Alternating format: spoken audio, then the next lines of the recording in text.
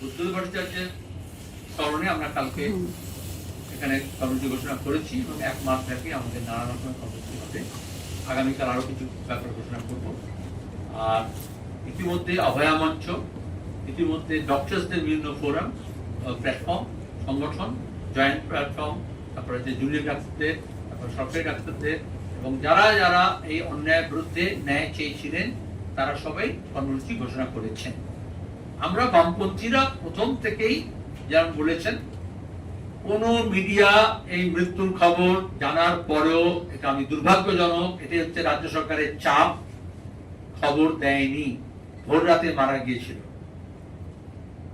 তারপরে যখন ওখানে এটাকে আত্মহত্যা করে চালানোর চেষ্টা করা হয়, ওদের বাবাকে বসিয়ে রাখা হয়, তারপরে তাড়াতাড়ি পোস্টমর্টম করতে বাধ্য হয়েছে, পোস্টমর্টম করতে চেষ্টা করে, যখন আমাদের লোকজন কোর্টে যায়, কোর্ট থেকে অর্ডার বার করে যে ভিডিওগ্রাফি করতে হবে, ম্যাজিস্ট্রেট থাকতে হবে, তখনও কোনো মিডিয়া বাংলার বা দেশের খবর দেয়নি।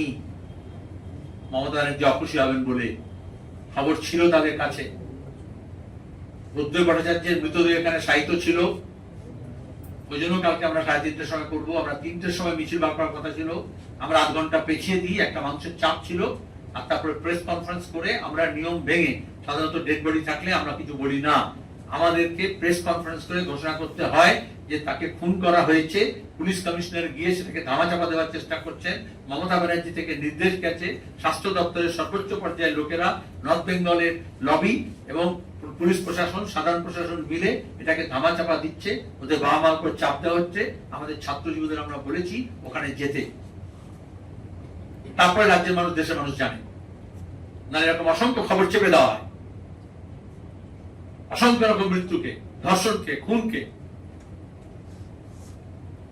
আর 1 বছর ধরে তাদের বাবা মা সহ চিকিৎসকরা, যারা সাধারণ মানুষ, ছাত্র, যুব, মহিলা, বিশেষত নারীরা যেভাবে রাস্তায় নেমেছে, তাদেরকে আমরা কুটিশ জানিয়েছি।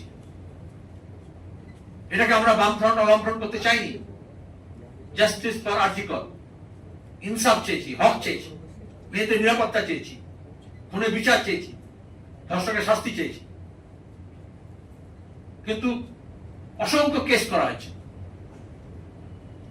আমাদের ছেলে মেয়েদেরকে লালবাজারে ডাকা হয়েছে, অ্যারেস্ট করা হয়েছে, মীনাক্ষীদের নামে কেস দেওয়া হয়েছে।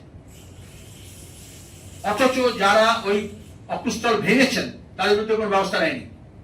14 তারিখ রাত্রে যারা মস্তানদের নিয়ে গিয়ে ওখানে সব সাক্ষী সাবুত লোপাট করতে চেষ্টা করেছেন, মমতা ব্যানার্জি গত 15 আগস্ট সকালে মিথ্যে কথা দিয়ে সকাল শুরু করেছিলেন, বলেছিলেন ওরা এসএফআইডিএফ করেছে। আমরা চ্যালেঞ্জ করেছিলাম তদন্ত, উনি বলেছেন এসআইটি করেছি। কি হলো তদন্ত? কারা ভাঙলো? কারা ভাঙার অর্ডার দিয়েছিল?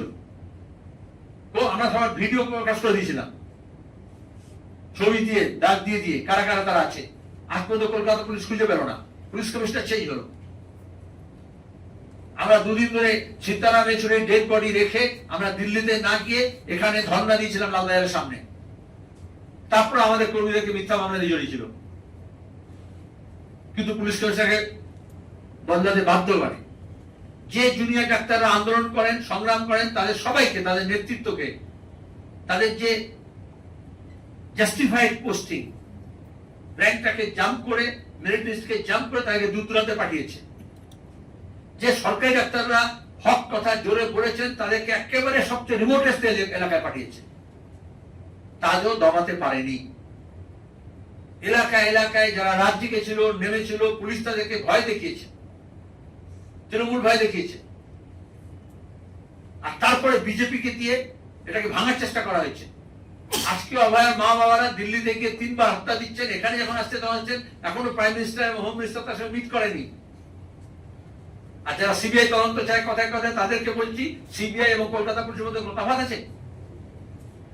বিজেপি নেতারা বড় বড় কথা বলছে, একটা কথা বলতে পারবে? তাদের তো সিজিও কমপ্লেক্সে যাওয়া উচিত। কথায় কথায় যারা ইডি সিবিআই কে দেখিয়ে টাকা রোজগার করছে, টাকা রোজগার করছে বিজেপির বড় বড় নেতারা, ইডি আর সিবিআই কে লেলিয়ে দিয়ে তাদের নামে ফাঁসাবে বলে। যেমন এখানে রাজ্য সরকারের পুলিশকে ব্যবহার করে তৃণমূল তোলাবাজি করছে। কিন্তু কই ইডি সিবিআই কে দিয়ে তো এই আরজি করে কাণ্ডে হক, ইনসাফ, ন্যায় পারলো না। একটা অসহায় মায়ের সঙ্গে তার নেতাকে দেখা করতে পারলো না, কি নেতা? আমরা লড়াই করছি, লড়াই জারি থাকবে। আপনি প্রশ্ন করলে আমি বৃহত্তর সাধারণ মানুষকে, দেশব্যাপী যারা নেমেছিলেন, আন্তর্জাতিক স্তরে নেমেছিলেন, রাজ্যের মানুষ নেমেছিলেন, রেকর্ড স্বাধীনতা সময় এত লোক নামেনি। 14 তারিখ রাত্রে যত মানুষ নেমেছিলেন, পরপর আন্দোলন সংগ্রাম যেভাবে হয়েছিল, আমরা চাই এই অন্যায়ের প্রতিকার হোক, মেয়েরা নিরাপদে থাকুক, আর বিজেপি তৃণমূল মিলে, সিবিআই এবং কলকাতা পুলিশ মিলে যে মিথ্যাচার করছে তার যোগ্য জবাব মানুষ যাতে দিতে পারে এবং সত্য যাতে উদ্ধার হয়।